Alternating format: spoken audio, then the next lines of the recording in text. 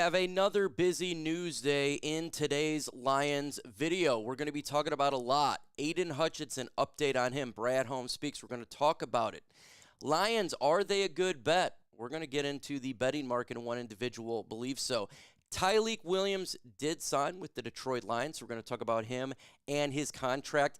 Ben Johnson over in Chicago is having a little bit of a rough time.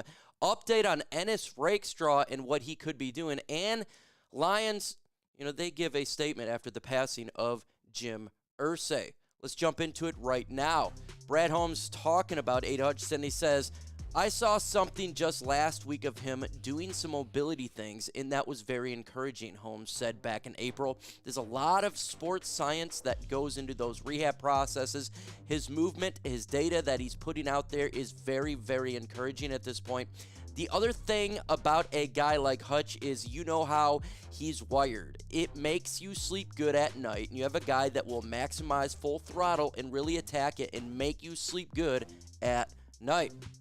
Aidan Hutchinson is really progressing well when it comes to his rehab after breaking his leg last year. And I have been saying this all along, that I am not too worried about the comeback of Aidan Hutchinson. I know a lot of individuals out there may be concerned about a little bit of rust, but Aidan Hutchinson is an individual that he's absolutely putting in the work. And if you've seen the videos that he has posted, you would understand, and if you watch anything of football, you understand his philosophy of just absolutely grinding hard and grit and everything. And I don't think there's going to be that much rust.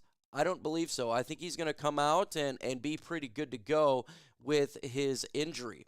That's my personal opinion. Folks, you're going to want to subscribe to the channel so you can get the latest Detroit Lions news and rumors. Folks, we're about, 300 subs away from hitting 86,800. So go ahead and subscribe to the channel. Let's get that goal in today. The Detroit Lions have signed the first-round pick, Tyleik Williams. The Detroit Lions have their first-round pick under contract. Tyleik Williams, the number 28 pick in this year's NFL Draft, signed his slotted 4-year contract on Wednesday, May 21, according to Team via social media. The fully guaranteed deal is worth $16.48 million and introduces an $8.625 million signing bonus, according to Over the Cap. And here's a little bit of a breakdown again of his contract. 4-year deal, $16.46 million bonus, and fully guaranteed. That is his slotted pay. That's what Tyleik is going to get paid this year. The Lions have done a good job on getting their players under contract, and this was fully expected that the Lions would get it done this quick. Why is that? Because, again, we don't have the crazy rookie holdouts anymore. That was a thing of the past. Now it's slotted. He's getting paid, and we cannot wait to see him on the field and practicing, because the Detroit Lions, I tell you what, we're going to have a good year, and we're going to have a good interior defensive line, and we need everybody there. Tyleik Williams, one of those individuals that's going to be a big part to the Lions, defensive line going forward, especially until Aleem McNeil comes back, where I think it's more November, December. Some say a little bit October. That would be great, but I think it's to be probably halfway through the season. If you didn't know, a individual passed away, Jim Irsay. He was the owner of the Indianapolis Colts, and the Lions made a statement, says, we are saddened to hear of the passing of Indianapolis Colts owner Jim Irsay. Mr. Irsay's passion for football in the Indianapolis community will be an enduring part of his legacy. We share our deepest condolences with the Irsay family and the entire Colts organization. Now, he was a general manager that a lot of people really didn't like because he was an alcoholic, and there's been some off issues for him as an owner. With that said, same with the Chat Sports community here. We offer our deepest condolences to his family. He passed away young, regardless if you like him as an individual or not. He did pass, and it's terrible. We don't like that stuff on here, and I wish him and his family the absolute best going forward, and prayers sent out to my family and his, regardless of off issues and regardless of money or anything like that. You know, death is death, and we definitely do that here.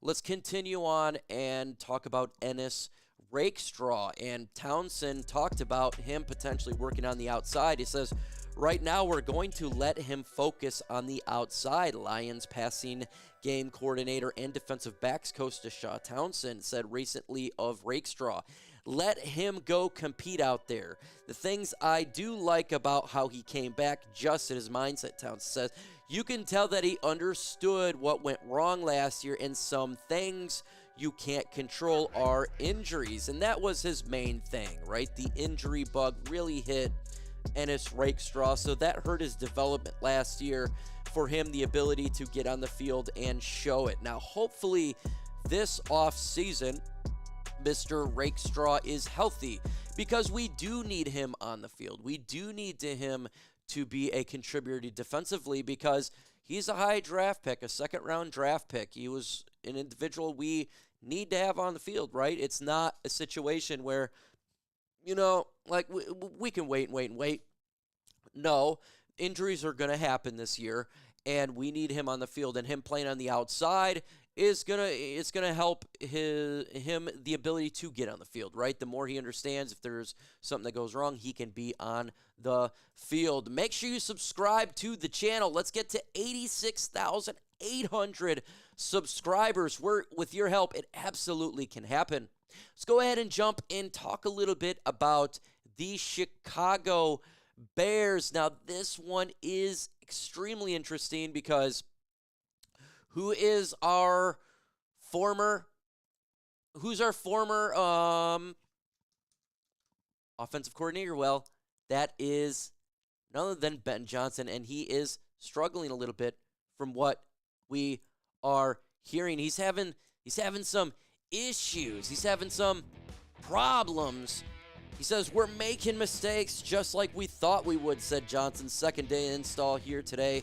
And you could tell we had a little bit more mental and pre-snap penalties, and a little details kind of fell off the wayside. We'll clean that up as we go. It comes to my attention that the quarterback has been out in the media over the last week, and to get out in front of this a little bit, I just wanted to say I wasn't here last year, so I can't speak too much in terms of what it was like before he got here and when he got here last year, said Johnson. But from 4 months on the job, he's been outstanding work with, and he has been focused on getting a little bit better every day. Ben Johnson is going through the struggles with the Chicago Bears. And, you know, it's so good being a Detroit Lions fan and not having dysfunction with our football team, not having issues with our football team, right? We are right now a team that has our I's dotted and T's crossed. We're a team that has quality players. We're a team that doesn't have any quarterback issues. Jared Goff wasn't trying to get out of Detroit like Caleb Williams was trying to not get drafted by the Chicago Bears. We have a good situation here in Detroit. And we all wanted to wonder, is Ben Johnson going to have issues in Chicago? He was a great OC, but does that make him a great head coach? No, it doesn't necessarily do that. You have to be a leader of men. There's many things that go into it. That's why it's a hard job to get, right? Like, you have to be a leader of men. Look at Dan Campbell. A lot of people mocked him because he wasn't the smartest and analytical. He wasn't a rocket scientist like Matt Patricia. Yeah. So they mocked him and didn't think he'd be a good head coach. But they didn't realize he's a leader of men. They didn't realize he is the passion. He loves his players. He didn't realize, all those people didn't realize what he has in him. He's not the most prolific person you see. He has the tie, none of the tie. No, he drinks coffee and he says, man, and his team runs through walls with him. This is something that Ben Johnson's got to earn through his tenure with the Chicago Bears. Can he do it? We shall see. But we also can subscribe to the channel. So if you ain't sub, hit that sub button. Let's get to 86,800. Matt LaMarca, a betting guy, believes that the Detroit Lions are a good bet this year. Now, if you know what the total over and under was for the Lions, it was 10.5. And a lot of people say you should bet on it. And I think you should as well, because I think they'll get more than, obviously, 10.5 wins. Interesting, one of the best teams from last season stands out as the bigger winner in 2025. The Lions won most games in the NFL last year, tied with the Eagles. And now no team will have a bigger rest edge in the upcoming season. However, the Lions underwent a pretty tumultuous offseason, losing both the coordinators in Ben Johnson and defensive coordinator Aaron Glenn in the head coach gigs. They also have to navigate the bear of a schedule. They have the third toughest projected group of opponents based on preseason win totals. It makes them a fascinating team to target in the future markets. Can the Lions build on last year's success, or will they take a step back? Now, I do think they'll take a step back in regards to win-loss totals. But I don't think they're going to take a step back as a football team. I think still a really good football team. It's just the schedule is a little bit harder. I think right now the talent is equivalent to last year because of the returning injured players. You know, we did lose Ben Johnson, Aaron Glenn, Kevin Zeitler, and I think the Lions, though, can manage. Will Marcus Davenport stay healthy? If he can stay healthy, that definitely changes the perspective. But there's a lot of unknowns, but I do think they'll get more than 10.5. If I'm a betting man, I'd go over.